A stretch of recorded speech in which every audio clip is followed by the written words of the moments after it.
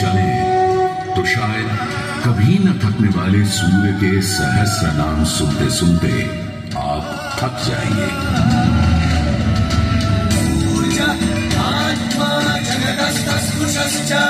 हमारी सभ्यता के सबसे पुराने और आधारभूत ग्रंथ ऋग्वेद के पहले मंडल में ही सूर्य का बखान करती है ऋचाएं, और सूर्य से मिली अग्नि से ही शुरू होती है ऋग्वेद की पहली ऋचा अग्नि,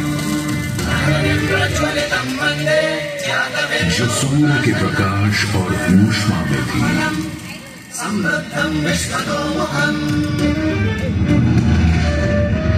अग्नि जो दावानल और ज्वालामुखी में प्रलयंकारी विध्वंसक के रूप में विद्यमान थी। अग्नि जो चौखट पर पहरेदार तथा चूल्हे में एक मित्र के रूप में भी मौजूद थी।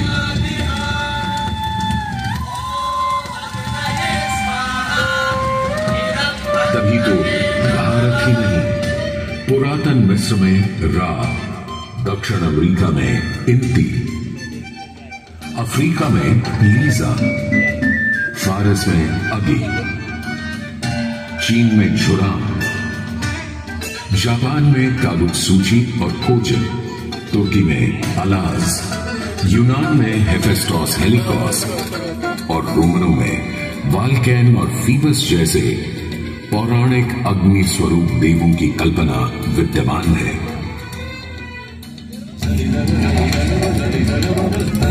भारत में मान्यता है सूर्य ऋषि कश्यप और अदिति का पुत्र है। कहते हैं जब सूर्य की शादी विश्वकर्मा की पुत्री संजना से हुई तो संजना उसकी चमक से इतनी परेशान हो गई कि पिता विश्वकर्मा को छाया का निर्माण करना पड़ा, और तभी से चल रहा है सूरज की रोशनी के साथ धूप छांव का खेल। उन्होंने सूर्य के कुछ टुकड़े काटकर उसी से गढ़ दिए थे भगवान विष्णु का चक्र, शिव का त्रिशूल,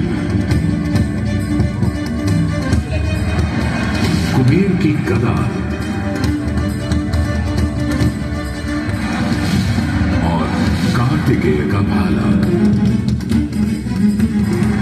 किंतु इतना होने के बाद भी सूर्य बिना रुके अपने 7 श्वेत अश्वों के रथ पर आरूढ़ आकाश की परिक्रमा करता ही रहता है, करता ही रहता है। असल में हमारे मानव बनते और 2 पैरों पर खड़े होते ही हम समझ गए थे सूर्य का प्रचंड प्रताप और प्रकाश, उसकी जीवनदायिनी शक्ति हर पल बदलते संसार में, हर रात घटते बढ़ते चांद वाले आकाश में केवल एक सूर्य ही है जो हर रोज सही समय पर उदय होकर हमारी दुनिया को जगमग, जागृत और जीवित कर देता है और हमें एक अवश्यम भावी स्थायित्व का आभास देता है।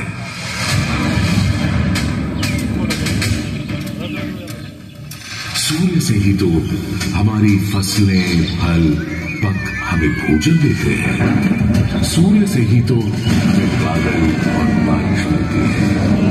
और सर्दियों में सूर्य जरा रूठा तो जीना दुभर हो जाता है, पेड़ों के पत्ते झड़ जाते हैं, वन्य जीवन गुप्त होकर लुप्त हो जाता है और पूरी दुनिया बेरंग सफेद हो जाती है।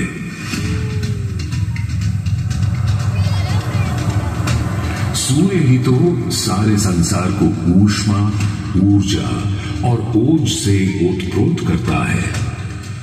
इसीलिए तो ऋग्वेद में कहा है कांतिमय ईश जनों का मुख प्रकट हुआ है सूर्योदय के साथ।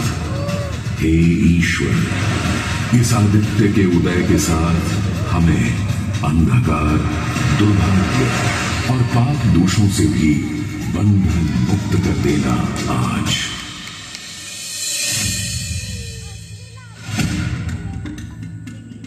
और और अगर ग्रहण के समय सूर्य कुछ क्षणों को लुप्त हो जाए तो सारे संसार में हाहाकार मच जाता है।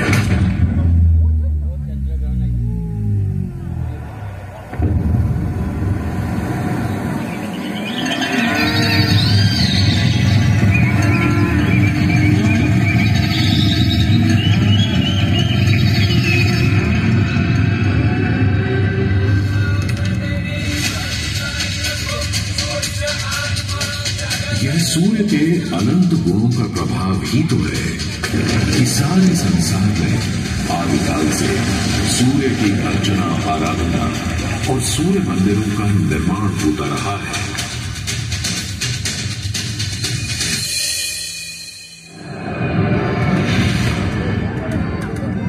दक्षिण अमेरिका के इंका काल के सूर्य उपासना स्तूप, मिस्र के रामसेस मंदिर परिसर में स्थित सूर्य मंदिर, रोम और यूनान, चीन और जापान, मेसोपोटामिया और ईरान के सूर्य मंदिर और भी दुनिया भर में न जाने कितनी सभ्यताओं ने अपनी अपनी तरह की सूर्य उपासना और मंदिर परिसर देखे हैं।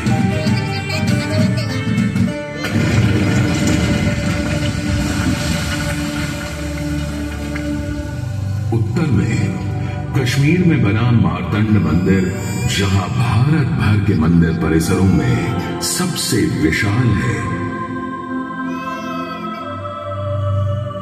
पूर्व में ओडिशा का कोणार्क मंदिर सबसे वैभवशाली,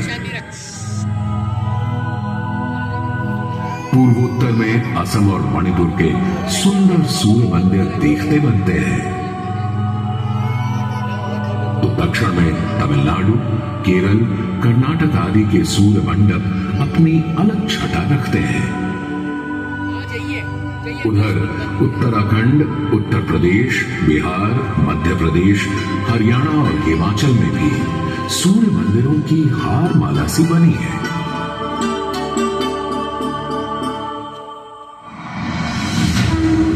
किंतु यदि मैं कहूं कि देश के पश्चिम में, अपने गर्वी गुजरात में, अपने इस मोढेरा में सदियों से स्थित आपके सामने खड़ा यह सूर्य मंदिर संसार का सबसे विलक्षण, विचित्र, वैविध्यपूर्ण, सुंदर, सुरूप, सुघड़ और सुखर मंदिर है, यह अतिशयोक्ति नहीं होगी।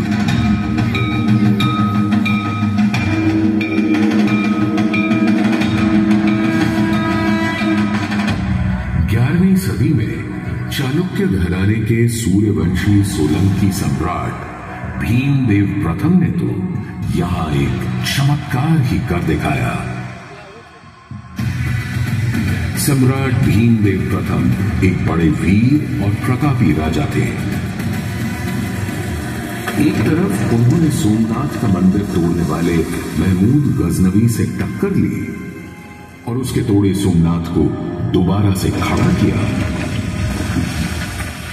तो वहीं पूरे गुजरात में तमाम नए किले, मंदिर, तालाब और वाव बनवाए। उनके अद्भुत शिल्प प्रेम के आज तक साक्षी हैं सिद्धपुर का रुद्र महालय, पाटन का सहस्त्रलिंग तालाब, आबू और देलवाड़ा के मंदिर। वहीं उनकी प्रिय पत्नी रानी उदयमती ने बनवाई थी रानी की बाग।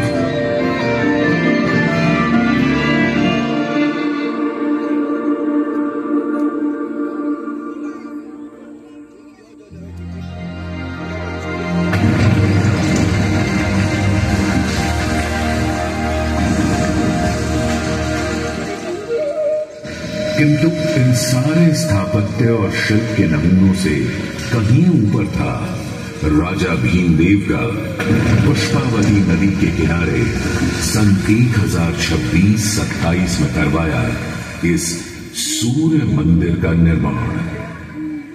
महसाणा से 20 किलोमीटर दूर बने इस मंदिर में आज नदी भले थोड़ी दूर चली गई हो, पर मंदिर के ठीक सामने बना सूर्य कुंड इस सुंदर परिदृश्य में पानी की कमी खलने नहीं देता।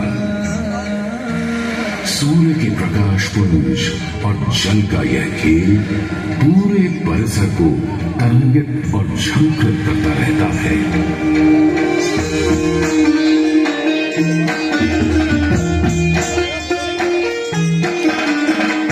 मंदिर के ठीक सामने बने विशाल कुंड में 108 छोटे बड़े मंदिर और उनमें रखी विविध देवी देवताओं की मूर्तियां इस मंदिर को एक अलग खास चरित्र दे देती है। इसका एक और नाम है रामकुंड। और क्यों ना हो, जबकि यहां विस्तृत धर्मारण्य वन क्षेत्र में ही श्री राम ने मोढेरक का निर्माण करवाया था। इस कुंड के पानी में मंदिर इस तरह प्रतिबिंबित होता है कि लगता है मानो अग्नि और जल घुल मिलकर कोई खेल खेल रहे हैं।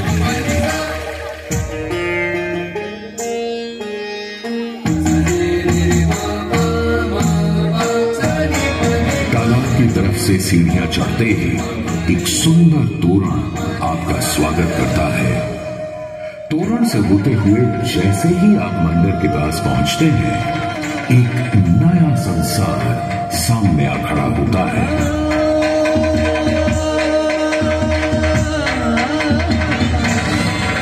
मंदिर के सभा मंडप के सोपान पर बने 12 खंभे साल के 12 मास दिखाते हैं, तो 12 आदित्य और 12 गौरी भी यहाँ पत्थर पर उकेरी गई है।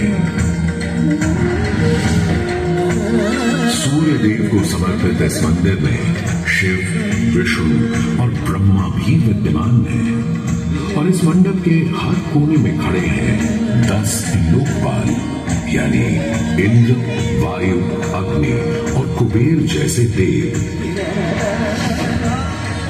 आज भी हजारों तीर्थयात्री यहाँ उत्तरार्ध महोत्सव मनाने और सूर्य को प्रणाम करने आते हैं। इस हेरिटेज साइट पर हजारों देशी विदेशी सैलानी भारत के इस विलक्षण सूर्य मंदिर को देखने, समझने, इसकी वैज्ञानिक पहेलियों को बूझने चले आते हैं। संसार और विशेषकर भारत में बने अधिकतर सूर्य मंदिरों की तरह मोढेरा के मंदिर को बहुत वैज्ञानिक सोच समझ से बनाया गया है। पूर्व पश्चिम धुरी पर पूर्वोन्मुखी यह मंदिर इस तरह रचा गया है कि विषुव पर्व के दिन, यानी उस दिन जब दिन और रात ठीक बराबर होते हैं, सूर्य की पहली किरण सीधे गर्भगृह में स्थापित सूर्य प्रतिमा पर ही गिरती थी।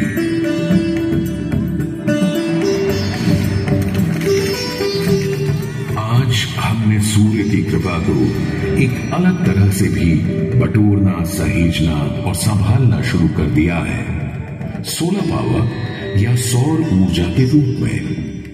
आज जब हमें अपनी धरती और पर्यावरण को खनन और प्रदूषण से बचाना है, तो ऐसे में भी सूर्य देवता ही तो हमारे सबसे बड़े मित्र बनकर सामने प्रकट हुए हैं।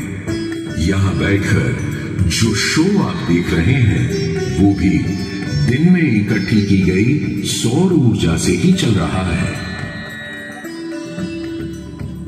और क्यों ना हो, जब हमारा भारत प्रधानमंत्री आदरणीय नरेंद्र मोदी जी के प्रोत्साहन और नीतियों से दुनिया का चौथा सबसे बड़ा सौर ऊर्जा बनाने वाला राष्ट्र बन गया है।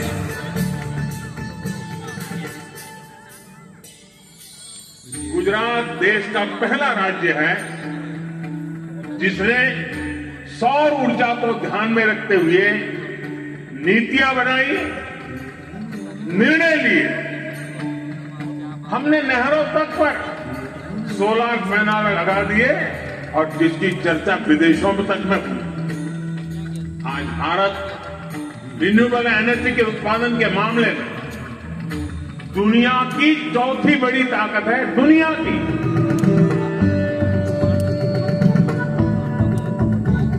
आज भले ही इस मंदिर से सूर्य की मूर्ति हट गई हो, पर सूर्य ने अपनी कृपा दृष्टि कभी हमारे संसार से नहीं हटाई। हम तो बस मोढेरा के सूर्य मंदिर में फिर आए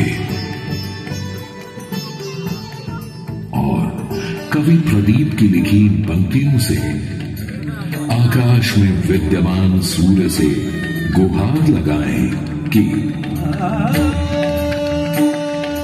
जगत भर की जिंदगी के लिए, करोड़ों की रोशनी के लिए सूरज रे जलते रहना, सूरज रे जलते रहना।